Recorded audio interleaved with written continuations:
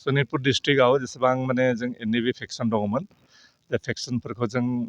ज्राब दोननानै जों इउनाइटेड जादों आरो इउनाइटेडलि जोंनि जिथुनाखि मुंख्लंफोर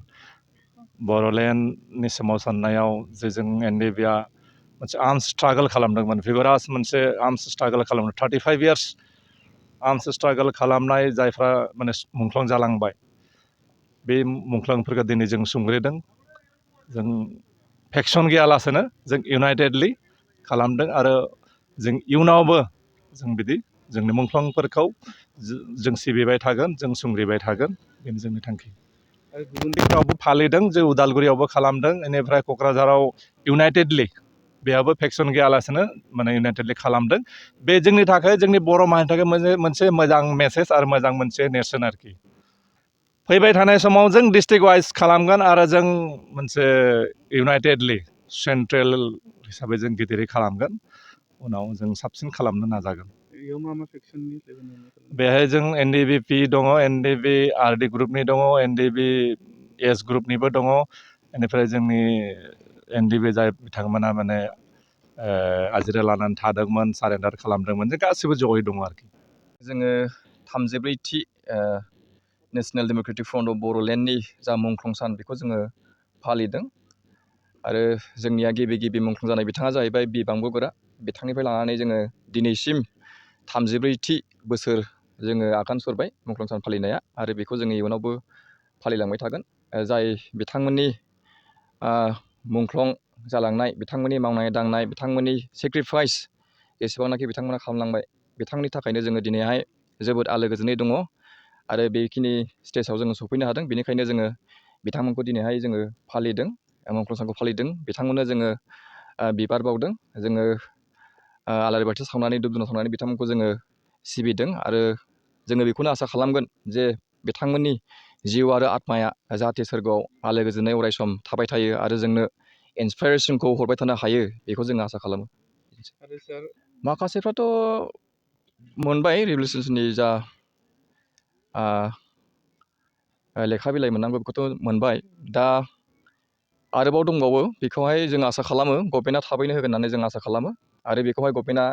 थाबैनो होनांगौ मानो थाखाय होनना बुङोबा जोंनि सनितपुर जिल्ला बिसनाथ जिल्ला आरो सानजा जेसेबांनाखि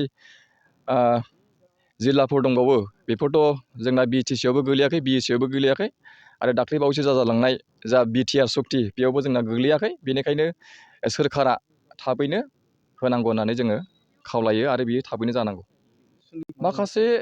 मोनबाय माखासे मोनबाय माखासे मोनाखै जों आसा खालामगोन बेखौनो जे थाबैनो मोनथों आरो थाबैनो गासैबो मोननांगौ बेखौनो जों आसा खालामो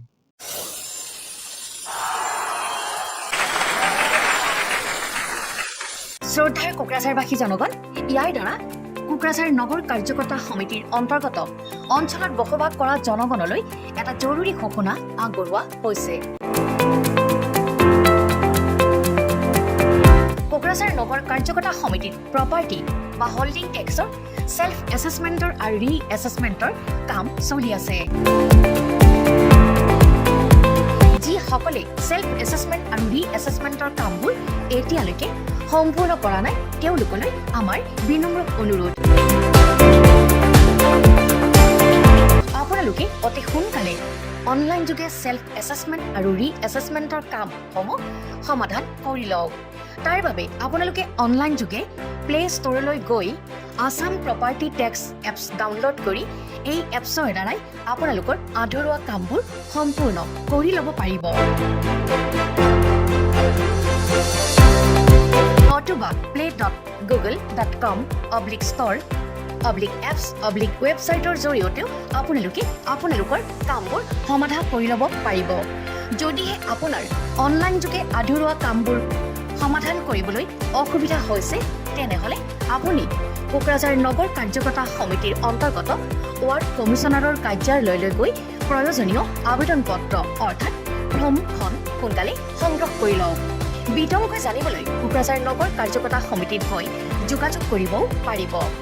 আপোনালোকৰ সহায়ৰ বাবে মেগা কেম্প অনুষ্ঠান অনুষ্ঠিত কৰা হৈছে